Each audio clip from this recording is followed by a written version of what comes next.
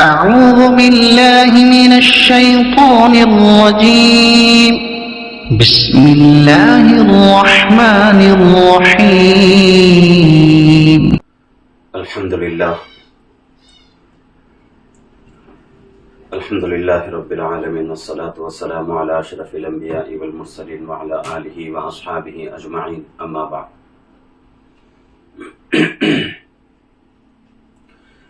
محترم ناظرین، آج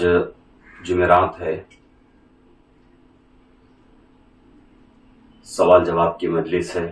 11 مجالس مکمل ہوئے ہیں۔ یہ آج کی مجلس 12ویں مجلس ہے۔ کچھ سوالات ہیں، ان کے جوابات دینا ہے۔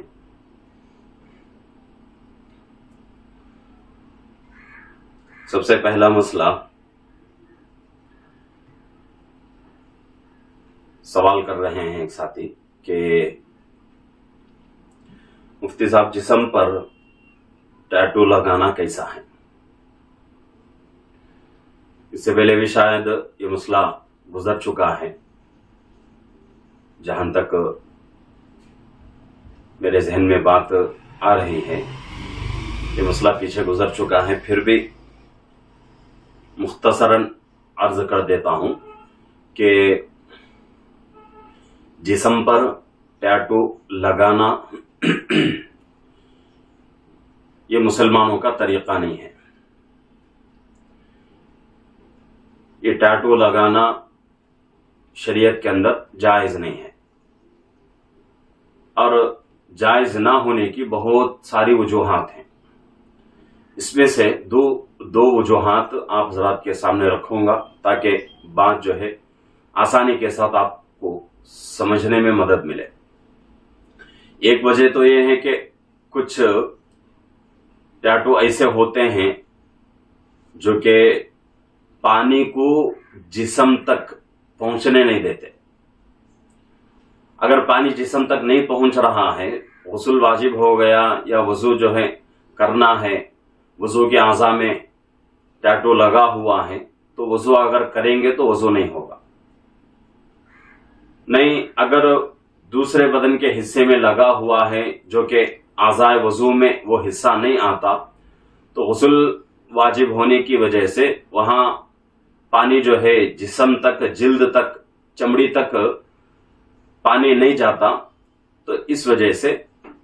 ٹیٹو لگانا جائز نہیں ہے، حرام ہے۔ اور اسی طریقے سے دوسری وجہ،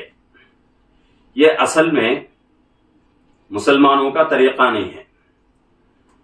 یہ غیروں کا طریقہ ہے، یہود و نصارہ غیر مسلم کا طریقہ ہے۔ اور اللہ کے نبی صلی اللہ علیہ وسلم نے حدیث میں منع فرمایا ہے غیر مسلموں کے، یہود و نصارہ کے طریقوں کو اختیار کرنے سے۔ من تشبہ بقوم فہو منہم، جو آدمی جس قوم کے ساتھ مشابہت اختیار کرتا ہے تو وہ آدمی حشر کے میدان میں اسی قوم کے ساتھ اٹھایا جائے گا۔ تو اس وجہ سے بدن پر ٹیٹو لگانا جائز نہیں ہے، یہ مسلمانوں کا طریقہ نہیں ہے۔ دوسرا مسئلہ، ایک لمبا مسئلہ ہے، ایک خاتون سوال کر رہی ہیں کہ میں میری خالہ کے گھر گئی ہوئی تھی، خالہ کے بیٹے کی چھوٹی بچی 9 مہینے کی ہے، وہ پڑوس کے گھر سے شربت پی کر آئی اور اس بچی کی والدہ نے آئس کریم وغیرہ کھائی، جس کی وجہ سے بچی کو بخار ہوا، اور لوگ میرے اوپر شک کر رہے ہیں اس لیے کہ میں بیمار رہتی ہوں اور اسی کی وجہ سے ہماری بچی کو بخار لگ گیا ہے، ہماری بچی جو ہے بیمار ہو چکی ہے، تو اس طرح میرے اوپر لوگ شک کر رہے ہیں، تو اب مجھے کیا کرنا چاہیے؟ قرآن حدیث کی روشنی میں جواب مرحمت فرمائیں۔ تو یہ مسئلہ کوئی جو ہے بڑا مسئلہ نہیں ہے۔ اب جو لوگ اس طرح سوچ رہے ہیں ان کی وہ سوچ جو ہے ہو سکتا ہے کہ یقین کی کمزوری ہو یا پھر جو ہے آپ سے وہ لوگ جلتے ہوں، تو دونوں طرح جو ہے ہو سکتا ہے۔ یقین کی اگر کمزوری ہے تو اس میں جو ہے کچھ کہا نہیں جا سکتا، اور دوسرا جو طریقہ ہے، دوسری وجہ جو ہے وہ آپ کی جلن میں اگر اس طرح لوگ کہتے ہیں تو یہ ان کے لیے اچھی بات نہیں ہے۔ لیکن دونوں صورتیں جو ہیں شریعت کے اندر ان دونوں صورتوں سے منع کیا گیا ہے، یعنی کہ یقین صرف اور صرف اللہ کی ذات سے ہونی چاہیے، اور کسی دوسرے سے حسد کرنا، جلن اور کسی دوسرے سے جو ہے کسی دوسرے کو دیکھ کر جلنا، یہ اس کی بھی شریعت کے اندر اجازت نہیں ہے۔ تو آپ کے لیے اب اس کے اوپر یہی حکم ہے کہ بس آپ جو ہے صبر کریں، اللہ سے مدد مانگیں، اللہ سے صبر کی دعا کرتے رہیں، بس اتنا ہی عمل آپ کے لیے ہے، اس سے زیادہ آپ جو ہے کچھ نہیں کر سکتے۔ اگر آپ جو ہے ان کو جواب دینے میں لگ جائیں تو پھر جو ہے مسئلہ بڑا ہو جائے گا۔ بہتر یہی ہے کہ آپ جو ہے صبر کریں، انشاءاللہ صبر کا بدلہ اللہ رب العزت بہتر سے بہتر عطا کریں گے۔ تیسرا مسئلہ، ایک ساتھی سوال کر رہے ہیں کہ مفتی صاحب چھوٹے بچے نماز مسجدوں میں پڑھتے رہتے ہیں، کیا ان کے سامنے سے گزرنا جائز ہے یا ناجائز ہے؟ تو اس مسئلے کو اگر حدیث کے اندر دیکھا جائے تو اللہ کے نبی صلی اللہ علیہ وسلم نے چھوٹے اور بڑے کی قید نہیں کی، بلکہ مطلق نمازی کے سامنے سے گزرنا منع فرما دیا، کہ نمازی کے سامنے سے گزرنے سے منع کر دیا ہے۔ اب چھوٹے بچے اگر نماز پڑھ رہے ہوں، نابالغ ہوں، ان کے سامنے سے یہ سوچ کر گزر جائیں، یہ سوچ کر جو ہے وہاں سے جو ہے نکل جائیں کہ بھئی یہ بچے چھوٹے ہیں، نابالغ ہیں، ابھی جو ہے یہ لوگ مکلف نہیں ہیں شریعت کے، تو اس لیے گزر رہے ہیں، تو اس میں بھی جو ہے بہتر صورت یہی ہے کہ بھئی اس طرح سوچ کر بھی چھوٹے بچے جو نماز پڑھ رہے ہیں ان کے سامنے سے نہ گزرا جائے، اس لیے کہ اللہ کے نبی صلی اللہ علیہ وسلم نے حدیث میں قید نہیں کی، چھوٹے بچے یا پھر جو ہے بڑے، اس طرح کی کوئی الفاظ نہیں ہیں، بس مطلق الفاظ کہہ دیے ہیں۔ تو اس لیے کوشش یہی کریں کہ چھوٹے بچے نماز پڑھ رہے ہوں یا بڑے نماز پڑھ رہے ہوں، نمازی کے سامنے سے نہ گزریں، بہتر یہی ہے۔ اسی طریقے سے ایک مسئلہ، ایک ساتھی سوال کر رہے ہیں کہ مفتی صاحب قربانی مردوں کے نام سے کرنا کیسا ہے؟ اب ابھی جو ہے قربانی کا زمانہ آ رہا ہے، ایک ہفتہ جو ہے باقی رہ گیا ہے، آج جمعرات ہے، آنے والا جمعرات جو ہے عید الاضحیٰ ہوگی، اور عید الاضحیٰ کی نماز ہوتے ہی فوراً جو ہے قربانی کے ایام جو ہے شروع ہو جائیں گے، تو اس لیے قربانی کے مسائل جو ہے کچھ لوگ سوال کر رہے ہیں۔ تو اس میں سے ایک سوال ایک ساتھی نے کیا ہے کہ مردوں کے نام سے قربانی کرنا کیسا ہے؟ تو مردوں کے نام سے قربانی کرنا درست تو ہے، لیکن اس میں یہ سوچنا چاہیے کہ جو آدمی قربانی کر رہا ہے پہلے اپنے نام سے کرے، اس کے بعد اگر اللہ نے طاقت دی ہو تو پھر دوسروں کے نام سے بھی کریں، چاہے وہ لوگ زندہ ہوں، چاہے وہ لوگ دنیا سے گئے ہوں، پہلے اپنے نام سے کرنا ضروری ہے۔ اور اس مسئلے میں بہت سارے لوگ دھوکہ کھا جاتے ہیں، کیا سمجھتے ہیں کہ بھئی ایک سال اپنے نام سے دے دیا، اب آئندہ سال، اس کے بعد کے سالوں میں بڑے لوگوں کے نام سے دیں گے، نبی صلی اللہ علیہ وسلم کے نام سے دیں گے، اس طرح۔ تو یہ کام بھی جو ہے غلط ہے، اس وجہ سے غلط ہے کہ بھئی قربانی کرنا غلط نہیں ہے، بلکہ جس نیت سے کر رہے ہیں اس نیت کو بدلنے کی ضرورت ہے۔ ایسا نہیں کہ بھئی زندگی میں ایک مرتبہ اپنے نام سے دے دیا، فارغ ہو گئے، ایسا نہیں ہے، بلکہ قربانی ہر سال واجب ہوتی ہے اگر وہ آدمی نصاب کا مالک ہو۔ 50 پر اڑی تولے، یعنی کہ 52.5 तोले चांदी के बकदर उसके पास पैसा है या फिर जो है चांदी है या फिर और कोई जो है सोने का जेवर ऐसा है जो कि 50 पर 2.5 तोले यानी कि 52.5 तोले चांदी के कीमत के बराबर पहुंचती है, अगर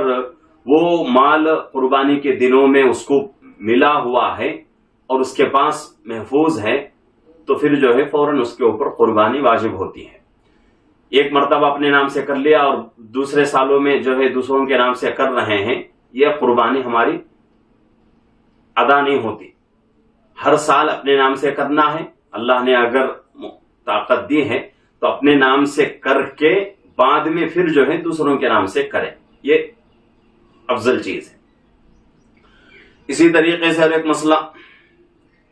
साथी सवाल कर रहे हैं कि मुफ्ती साहब जमजम का पानी खड़े होकर पीते हैं, तो क्या इसी तरीके से आम पानी खड़े होकर पीना दुरुस्त है? और जमजम का पानी क्यों खड़े होकर पीना है? तो इसके बारे में यही जवाब दिया जाएगा कि भाई जमजम का पानी जो है खड़े होकर पीना सुन्नत है। ऐसा नहीं कि भाई वाजिब है, फर्ज है, खड़े होकर ही पीना, ऐसा नहीं है, सुन्नत है। आप जो है खड़े होकर पीना चाहें तो पिए, अगर आप बैठकर ही पीना चाहें तो भी दुरुस्त है, लेकिन सुन्नत यही है कि भाई अल्लाह के नबी सल्लल्लाहु अलैहि वसल्लम ने अपने जो है उम्रे के दरमियान में अल्लाह के नबी सल्लल्लाहु अलैहि वसल्लम ने जो पानी जमजम का नोश फरमाया है वो खड़े होकर ही नोश फरमाया। तो इस वजह से फुक़हा फरमाते हैं कि भाई खड़े होकर जमजम का पानी पीना सुन्नत है, जरूरी वाजिब फर्ज नहीं है। अब इसी मसले में दूसरा पहलू ये है कि भाई सवाल करने वाले कर रहे हैं कि जमजम का पानी खड़े होकर पीते हैं, क्या आम पानी भी खड़े होकर पीना दुरुस्त है? तो आम पानी खड़े होकर पीना दुरुस्त नहीं है, इसलिए कि उसमें सुन्नत क्या है? बैठकर पीना सुन्नत है। हाँ, अगर कोई ऐसी मजबूरी है, आप जो है बैठकर नहीं पी सकते, यानी सफर में हैं, बस में हैं या फिर जो है ट्रेन में हैं, आपको जो है बैठने की जगह नहीं मिली और ट्रेन और बस जो है मुसाफिरों से भरी हुई है, वहां बैठने की जगह नहीं है, प्यास लग रही है, ऐसे वक्त में आप जो है खड़े होकर पी सकते हैं। इसी तरीके से रास्ते में चल रहे हैं, चलते चलते आपको प्यास लगी और बैठने के लिए कोई जगह नहीं है और जमीन जो है शक है उसके बारे में कि ये जमीन पाक है या नापाक है, तो ऐसे वक्त में बैठकर पीने के बजाय किसी चीज का सहारा लेकर पी लें। तो ये है, अगर कोई मजबूरी है आप बैठकर नहीं पी सकते तो उस वक्त जो है खड़े होकर पीना दुरुस्त है। कोई मजबूरी नहीं है आपको तो आपके लिए बैठकर पीना ही जरूरी है। आम पानी खड़े होकर पीना दुरुस्त नहीं है। इसी तरीके से एक साथी सवाल कर रहे हैं कि मुफ्ती साहब कुर्बानी में बकरी देना कैसा है? यानी कि बकरा जिसे हम जो है छेला या फिर जो है मेंढा और पोटला वगैरह कहते हैं, तो इसकी मुअन्नस, छेले की मुअन्नस है छेली, मेंढे की मुअन्नस है मेंढी और पोटले की मुअन्नस है मेंढी। तो ये जो है यानी कि औरत जात जो होती है जानवरों में, उसको देना कुर्बानी में कैसा है? तो इसमें कोई शक नहीं है, कोई जो है ऐसी बात नहीं है कि भाई आप जो है सिर्फ और सिर्फ मुज़क्कर को ही जो है यानी कि मर्द जानवर को ही कुर्बानी में दें, मुअन्नस यानी औरत जानवर को कुर्बानी में ना दें, ऐसी कोई बात नहीं है। चाहे आप मेंढा दें या मेंढी दें जायज है, छेला दें या छेली दें जायज है, कोई इसमें जो है मुज़ाहिक़ा नहीं है, दे सकते हैं। और मेंढी और इसी तरीके से छेली उस जानवर के लिए आइब नहीं है। हाँ, कुर्बानी में आइबदार जानवर नहीं चलेगा। वो आइब क्या है? दूसरी चीजें हैं, जैसे कि कान कटा हुआ है, एक आंख से अंधा है, اور دانت گرے ہوئے ہیں، دم جو ہے کٹی ہوئی ہے، اور کتنی کٹی ہوئی ہے شریعت نے اس کی بھی جو ہے حد مقرر کر دی ہے. اس سے زیادہ اگر کٹی ہوئی ہو تو پھر جو ہے وہ جانور قربانی کے لیے عیبدار مانا جائے گا. اگر ایسے کوئی عیب نہیں ہے، صرف مؤنث ہے یعنی کہ عورت ذات ہے، تو اس کی قربانی عیبدار نہیں ہوگی، بلکہ جیسے مرد جانور کو دینے سے قربانی ادا ہو جاتی ہے، ویسے ہی عورت ذات جو ہوتی ہے جانوروں میں ان کو دینے سے بھی قربانی ادا ہو جاتی ہے. اسی طریقے سے ایک سوال ساتھی کر رہے ہیں کہ مفتی صاحب بڑے جانور جیسا کہ گائے ہے، بیل ہے، بھینس ہے، کٹرا جس کو ہم جو ہے عام زبان میں کھلگا کہتے ہیں، تو یہ 4 جانور ہیں. حدیث میں تو گائے کا حکم ہے، کیا گائے کو چھوڑ کر دوسرے جانور قربانی میں دینا جائز ہے، جیسا کہ بھینس ہے، بیل ہے، کٹرا ہے یعنی کھلگا؟ تو اس کا جواب یہی ہے کہ بھئی کوئی اس میں جو ہے مذائقے کی بات نہیں ہے. آپ جو ہے آرام سے قربانی کے لیے گائے کے علاوہ جو کہ بیل ہے اور اسی طریقے سے بھینس ہے، کٹرا یعنی کھلگا ہے، دے سکتے ہیں، کوئی مذائقہ نہیں ہے. اور حدیث میں جو بتایا گیا وہ گائے ایک جانور کا نام لے کر مراد 4 جانوروں کو لیا جا رہا ہے. ایسا نہیں کہ بھئی صرف گائے کا نام ہے تو گائے کی ہی قربانی چلے گی، تو اس لیے ایسا نہیں ہو سکتا. اگر اس طرح کہا جائے تو پھر بہت ساری چیزیں جو ہیں ایسی ہیں حدیث میں جو ایک چیز جو ہے مراد لی، ایک چیز بتائی گئی ہے لیکن اس سے مراد 2-3 چیزیں لی گئی ہیں، تو پھر ان تمام حدیثوں کو چھوڑنا پڑے گا. تو ایسی بات نہیں ہے. آپ جو ہے گائے دیں تب بھی قربانی ادا ہو جائے گی، بیل دیں تب بھی ادا ہو جائے گی، کٹرا کھلگا دیں تب بھی قربانی آپ کی ادا ہو جائے گی، بھینس دیں تب بھی آپ کی قربانی ادا ہو جائے گی. اس میں کوئی جو ہے مذائقہ نہیں ہے. اسی طریقے سے ایک ساتھی سوال کر رہے ہیں کہ یوگا کرنا کیسا ہے. اسٹوڈنٹ ہیں یہ، سوال کر رہے ہیں کہ مفتی صاحب ہمیں جو ہے کالجوں میں، بعض کالجوں میں یوگا کرایا جاتا ہے، ہم جو ہے کیا کریں؟ تو آپ کے لیے مشورہ یہی ہے ہماری طرف سے کہ بھئی آپ جو ہے اس یوگا میں شریک نہ ہو. اس لیے کہ جتنے بھی کالجز ہمارے ملک میں خصوصاً چل رہے ہیں، ان کالجوں کے جو عین قوانین ہوتے ہیں، رولز ہوتے ہیں، ان رولز میں، ان قوانین میں یوگا شامل نہیں ہوتا. اگر آپ یوگا میں شامل نہ ہوں، یوگا میں شرکت نہ کریں، تو کالج کی انتظامیہ آپ سے سوال بھی نہیں کرے گی. اگر آپ سے سوال کر رہی ہے، انتظامیہ کو خود جو ہے قانون کے ان چیزوں کے اوپر پکڑ نہیں ہے. قانون کے ان چیزوں کا ان لوگوں کو علم نہیں ہے، تو اس وجہ سے وہ لوگ جو ہے اس طرح کر رہے ہیں. ورنہ اگر قانون کو دیکھا جائے تو قانون ہمیں جو ہے صاف یہ کہتا ہے کہ کالجوں کے اندر اس طرح کا کوئی بھی جو ہے کام نہیں چلے گا. اگر انتظامیہ طلباء کو فورس کرتی ہے اور سختی کرتی ہے اور ان چیزوں میں شامل نہیں ہونے کی وجہ سے ان کے ساتھ بدسلوکی کرتی ہے، تو پھر بچوں کو بھی حق بنتا ہے کہ بچے جو ہیں یہ چیز حکومت تک لے کے جائیں، اور حکومت ان کی بات سنے گی. اس وجہ سے سنے گی کہ یہ بچے آئندہ مستقبل کے لیے ہمارے اس ملک کا بہت بڑا سرمایہ ہے. اور کوئی بھی ملک ہو، صرف ہمارا ملک نہیں، دنیا کا ہر ملک جتنے بھی پڑھنے والے اپنے ملک میں اسٹوڈنٹس ہوتے ہیں، تمام اسٹوڈنٹوں کا خیال رکھتی ہیں. اس لیے کہ یہی لوگ آگے چل کر ملک کے لیے کچھ کام کریں گے، ملک کے لیے کچھ محنت کریں گے. یہی اصل سرمایہ ہے ملک کا، یہی اصل مستقبل ہے ملک کا. تو اس وجہ سے آپ کو حق رہتا ہے کہ آپ جو ہے اگر انتظامیہ آپ کے اوپر فورس کرتی ہے، سختی کرتی ہے، تو اس کو جو ہے حکومت تک اس بات کو پہنچائیں. لیکن یوگا میں شریک نہ ہو، اس لیے کہ یوگا میں شریک ہونا یہ غیر اسلامی عمل ہے۔ اب اس کی جو ہے اندر تک ہم نہیں جائیں گے، کیوں اس کے اوپر فتویٰ لگا، کیا کیا چیزیں، وہ تمام باتیں یہاں جو ہے عرض کرنا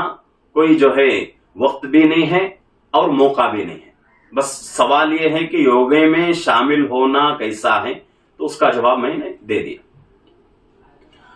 اب اس کے ساتھ ایک مسئلہ اور بھی ہے، ساتھ یہ سوال کر رہے ہیں کہ مفتی صاحب تصویر والے کپڑے پہن کر نماز پڑھنا کیسا ہے؟ اس سے پہلے یہ مسئلہ گزر چکا ہے، پھر بھی مختصراً عرض کر دیتا ہوں کہ وہ کپڑے جس کے اوپر تصویر لگی ہوئی ہو، تصویر کا مطلب جاندار تصویر، چاہے وہ انسان ہو چاہے کوئی جانور ہو، اگر اس کی تصویر لگی ہوئی ہو تو ایسے کپڑوں میں نماز پڑھنا مکروہ تحریمی ہے۔ اور ایک صورت یہ بھی ہو سکتی ہے کہ بھئی بنیان پہننا ہوا ہے اور بنیان جو ہے اندر ہے اور اوپر سے جو ہے ایک جھبا ہے، کرتا یا پھر جو ہے شرٹ پہنا ہوا ہے اور اس بنیان کے اوپر تصویر لگی ہوئی ہے، تو فقہا جو ہے یہاں اس بات کی گنجائش دیتے ہیں کہ بھئی تصویر جو ہے باہر نظر نہیں آ رہی ہے، اندر چھپی ہوئی ہے، تو اس وجہ سے نماز یہاں جو ہے درست ہو جائے گی۔ نماز کب مکروہ تحریمی ہوگی؟ جبکہ وہ تصویر باہر نظر آنے لگے تو پھر جو ہے نماز مکروہ تحریمی ہو جاتی ہے۔ یہ جو ہے اس مسئلے میں اس کو جو ہے اس بات کو اپنے ذہن میں رکھنے کی ضرورت ہے۔ اور اسی طریقے سے ایک مسئلہ یہ بھی ہے قربانی کے تعلق سے کہ ایک ساتھی سوال کر رہے ہیں کہ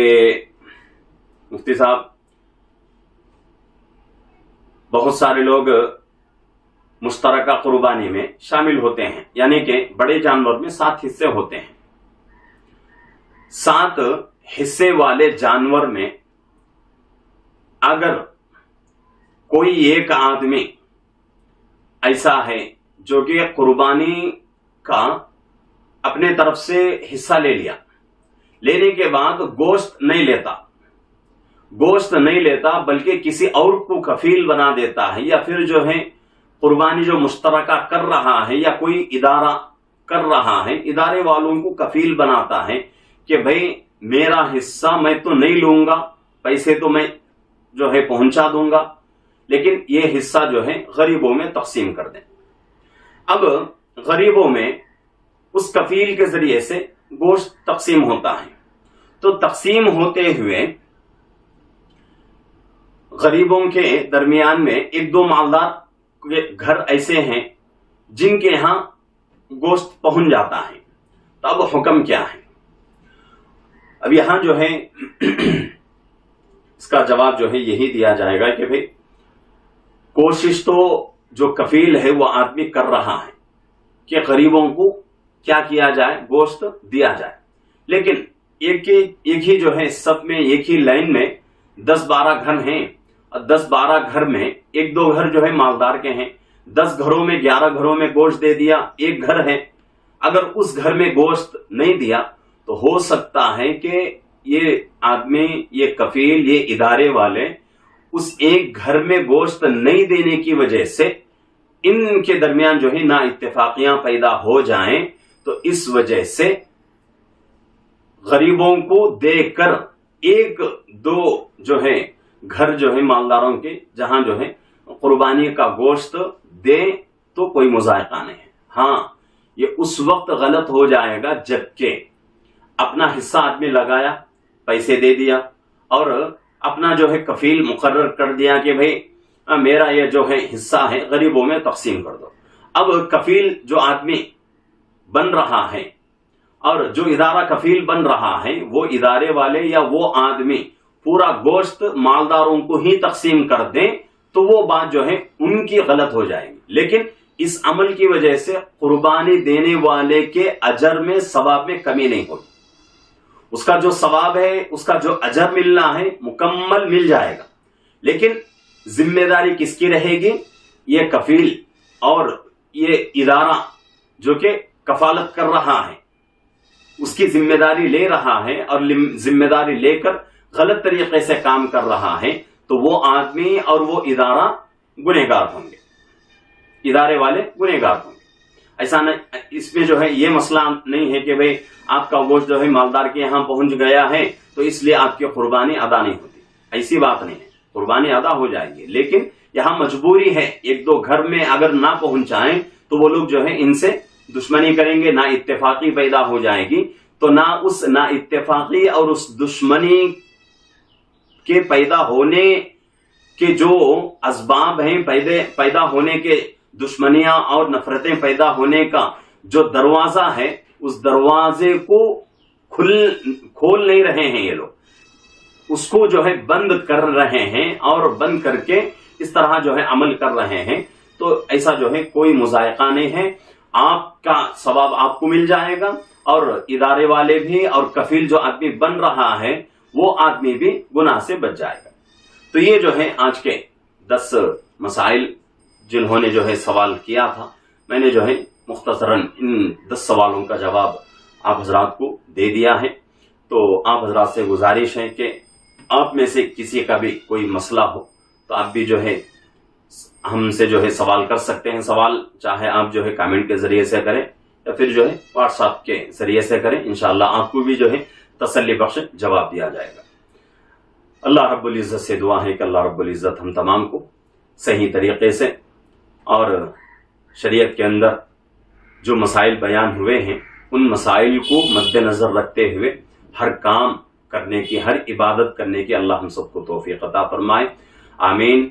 السلام علیکم ورحمۃ اللہ وبرکاتہ۔